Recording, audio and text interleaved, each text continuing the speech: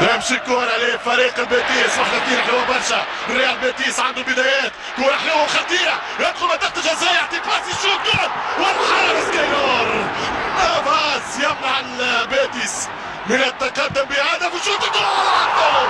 كان جول البيتيس، ونوتيرو الريال بيتيس عن طريق فابيان.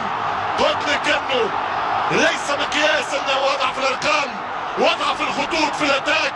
اليوم ملاقاة الريال هي دافع، ملاقاة المدريد تحدي، ملاقاة الميرينجي حافز، وفابيان رويس يشعل المباراة بهدف عالمي.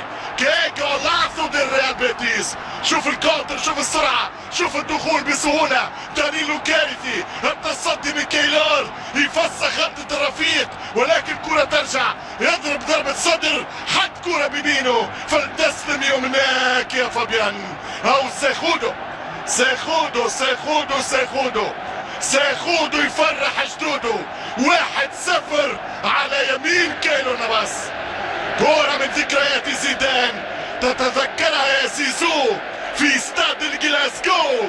هدف الانتصار بالشامبيونز لانوفينا 9 في مرمى بايرن. مارسيلو مش خطأ بالحكم، يلعب كرة مارسيلو بعيد كل البعد عن مستواه اليوم البرازيلي. يلعب كرة أخرى لكارفاخال، الحل نعودها هو كارفاخال، يمشي بالكرة خامس رودريغيز، حط الكرة، يمشي الهجوم، خطيرة جدا، خامس جول بنزيما. التعادل الملكي الريال، خامس كروس بنزيما، اسيست جول ريال مدريد. هدف التعادل الملكي، هدف التعادل بعد معاناة، هدف التعادل في الدقيقة 70، والهدف 9 لبنزيما في آخر 25 هدف. هل هناك تسلل في الباس؟ شكله اوفسايد خامس، شكله متسلل خامس، بل يكاد أزم أنه التسلل لخامس رودريغيز.